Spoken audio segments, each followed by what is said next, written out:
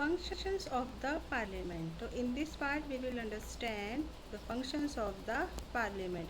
But before that, students, let's understand the meaning of the session. What is a session of the parliament? The period for which parliament meets to conduct its affairs is called a session. So what is a session? In the period for which parliament meets to conduct its affairs, that is called a session. According to the constitution, parliament must have at least 2 sessions in a year and gap between them must not be more than 6 months. So according to the constitution, there are 2 sessions in the parliament and gap must not be 6 months between them. But there are usually 3 sessions in a year. First, the budget session, February to May. Second, the monsoon session, July or August. And the third is winter session, November, December. So this is about the session of the parliament. Now students, let's understand the important functions of the parliament. So there are some important functions of the parliament you can see on this slide. First is lawmaking or passing a law. Second, select the executive. Third, discuss the budget. Fourth, control and guide the government. Fifth, amend the constitution. Sixth, remove high officials. So these are the some most important functions of the parliament. Now students, we will discuss one by one in details. Parliament is a lawmaking body. So to make the law for the country is a very important work of the parliament. Students, do you know a law is first introduced in the form of a bill. A law is first introduced in the form of a bill.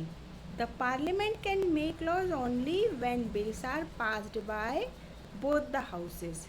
The bills then requires the president assent to become a law. The types of bills are ordinary bills and money bills. So there are 2 types of bills, ordinary and money bill. What is ordinary bill? Ordinary bill can be introduced in either of the both houses of the parliament. Once passed by both of the houses and approved by the president, it becomes a law. So how a bill becomes a law? When it passed by the both the houses and approved by the president. A bill become a law. Every ordinary bill that is introduced has to go through the 3 readings in each house. First reading, second reading and third reading. So in the first reading, it is an introductory stage. The minister or any member who introduced the bill gives a general speech explaining the purpose of the bill. Then the second reading, at this stage, first of all, a general discussion is held. Then a close by close discussion takes place. Members can oppose it, criticize it and suggest the changes in the bill. And in the third reading, at this stage, the bill moves for final approval. If the majority of the MPs are in its favor, the bill is passed. If it is passed by one house, then it is sent to other house. The bill goes through the same procedure in that house also. When the houses pass, the bill is sent to the president for his or her signature. So this is about the ordinary bill. Now money bill. What is a money bill? A money bill is concerned with the income or expenditure of the government. Money bills can only be introduced in Lok Sabha. After 3 reading in the Lok Sabha, the bills is sent to the Rajya Sabha. The Rajya Sabha can make suggestion to it. It is then sent to the president for his consent before it becomes a law. So this is about the ordinary bill and money bill. Now next is to select the executive. To select the executive is also a very important function of the parliament. Selecting the executive government from among themselves is an important function of the members of the Lok Sabha. The executive is a group of persons who work together to implement the laws made by the parliament. The Lok Sabha results shows total number of MPs belonging to each political party to form a government. A political party must have a majority MP in the Lok Sabha. For example, as we know, the present Lok Sabha has 445 MPs. To have a majority, a party should have at least 273 or half the total number of seats members.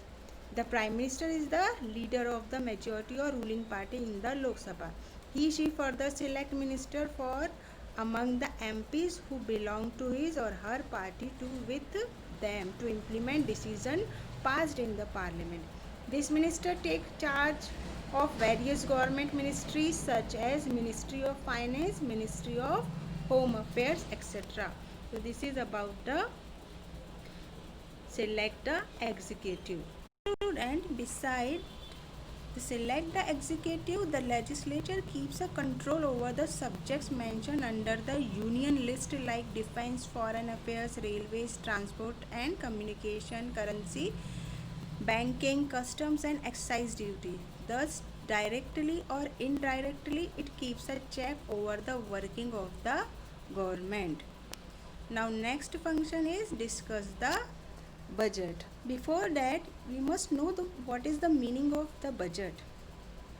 So here the meaning of the budget is an estimate of income and expenditure for a set period of time. This is called budget. The budget is something the entire country awaits because for the common man it means rise or fall in the prices of the things. Presented by the finance minister before parliament during the budget session. The budget is presented by the finance minister. It is an estimate of the government's income and expenditure. The government income comes from taxes, so together with the budget, the government introduces a finance bill with proposal for a new or increased tax as well as relaxation in the previous taxes. A bill is a proposal for a new law or for changes in an old law. The proposals of the finance bills are debated thoroughly before the bills is passed. The parliament also controls the income and expenditure of the government. That we know, the government receives money through various taxes. It spends this money on various welfare programs for the people. The income and expenditure are shown in the budget that is prepared every year by the government.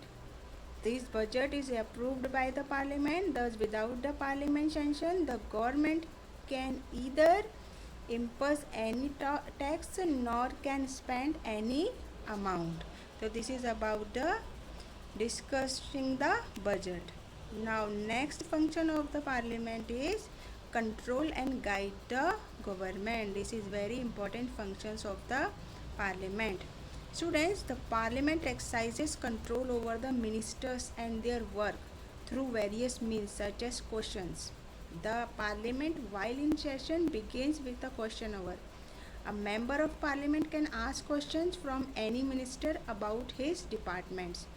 Through these questions, the members keep a check on the functioning of various departments. By asking questions, the government is alerted to its shortcomings. The Prime Minister and his minister are responsible to the parliament for their work. The Lok Sabha can remove them by passing a no confidence motion against them. Through the questions, MP provide information to the people about the working of the government.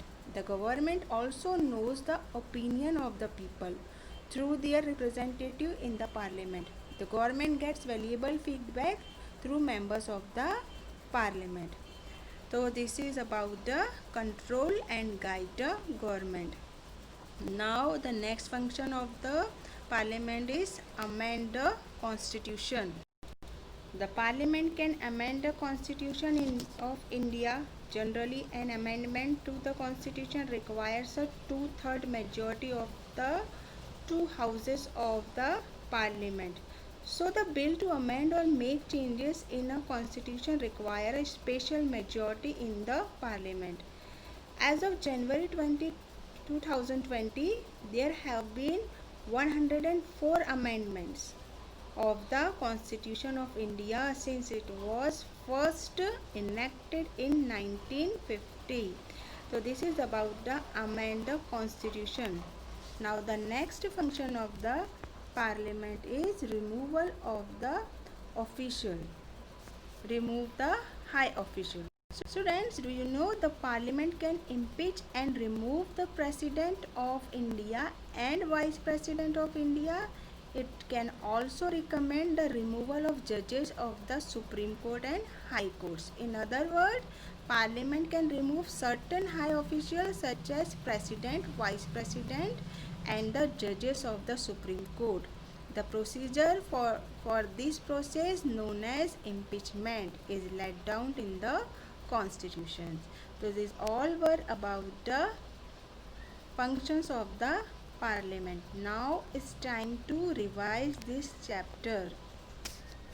So let's take a recap of this chapter, what we have learned in this chapter. Democratic government can be divided into two types: parliamentary form of the government and presidential form of the government. In parliamentary form of the government, parliament is the supreme and represent the people. The president, the Lok Sabha, Rajya Sabha form the parliament in India. In presidential form of government, the president is both the real and nominal head of the state. The parliamentary form of the government is truly responsible to the people. The lower houses of the parliament is called the Lok Sabha or houses of the people. The Rajya Sabha is the upper house of the parliament.